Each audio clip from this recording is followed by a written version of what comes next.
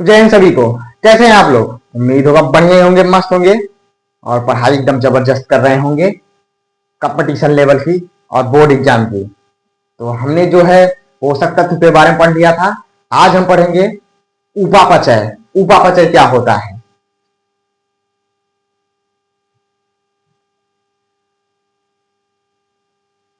उपापचय, देखिए उपापचय का मतलब होता है मेटाबॉलिज्म। उपापचय के मतलब क्या होता है? मेटाबॉलिज्म। उपापचय का मतलब क्या होता है? टूटना और जुड़ना। देखिए इसमें दो भाग बंटते हैं। क्या बंटते हैं? दो भाग बंटते हैं। एक होता है आपका टूटना, एक होता है आपका जुड़ना। क्या होता है आपका? जुड़ना।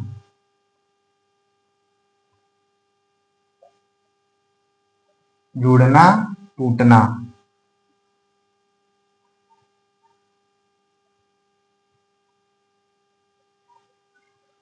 इसको बोलते हैं एनाफोलिज्म। क्या बोलते हैं इसको? एनाफोलिज्म। एनाफोलिज्म। इसे बोलते हैं केटाफोलिज्म। जो जुड़ता है और जो टूटता है। तो देखिए जो टूटता है वो है आपका क्या? पाचन। पाचन देखिए आपकी कई क्रियाओं में टूटकर, पहले आपने मुंह से खाया, तोड़ा ओड़ा, उसके बाद पेट में गया, उसके बाद HCl हाइड्रोक्लोरिक एसिड में टूटा, उसके बाद कई चरणों में टूट के ये आपकी गुदा मलाशय से बाहर निकल गया। तो पहला है आपका क्या? पाचन। इसमें क्या है? पाचन। पाचन ये आपका क्या होता है? टूटता है और टूटने के बाद ये समाप्त हो गया। दूसरा है आपका श्वसन।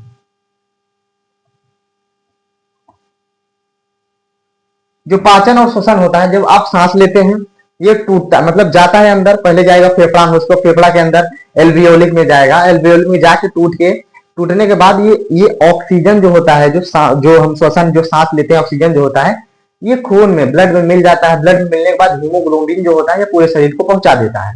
तो ये भी टूट टूट कर पूरे बॉडी में फैलता है। और ये आपका पाचन, पाचन भी ऐसे होता है। अब यहाँ तो देखिए जो जुड़ता है, जुड़ना जो होता है, जुड़ना जो होता है तो है आपका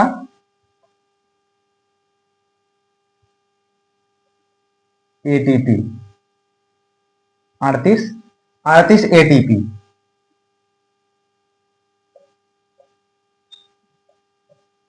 38 एटीपी मिलकर ग्लूकोज का निर्माण करते हैं। क्या करते हैं? ग्लूकोज का निर्माण करते हैं।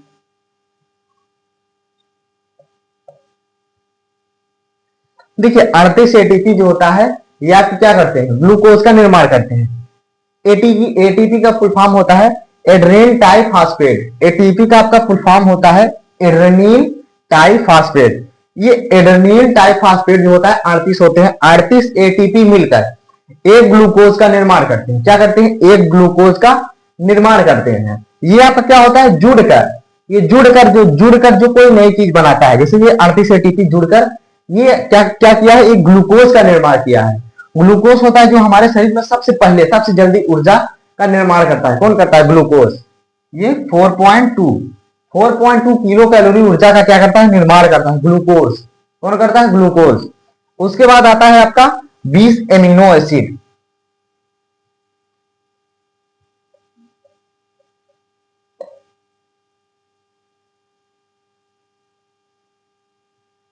ये जो 20 एमिनो एसिड होता है, ये जो 20 एमिनो आप एसिड देख रहे हैं, ये 20 एमिनो एसिड मिलकर 20 एमिनो एसिड मिलकर एक प्रोटीन का निर्माण करता है। क्या करता है?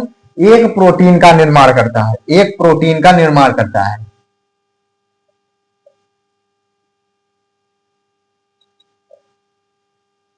बीस एमिनो एसिड मिलकर एक प्रोटीन का आपका क्या निर्माण करते हैं? एक प्रोटीन का निर्माण करते हैं। अब इसमें क्या होता है?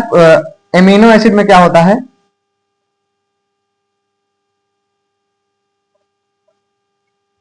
एक अनावश्यक होता है, एक आवश्यक होता है। तो 10 इसमें अनावश्यक होते हैं। इसमें क्या होते हैं? 10 अनावश्यक होते हैं और 10 आवश्यक होते हैं। मतलब जो शरीर से मिले, जैसे हमने कुछ खाया पिया वो मिल गया, और कुछ हमारे शरीर में ही बनते हैं। ये दोनों 10-10 मिलकर 20 अमीनो एसिड का निर्माण करते हैं। और यही अमीनो एसिड मिलकर एक प्रोटीन का निर्माण करता है। क्या करता है?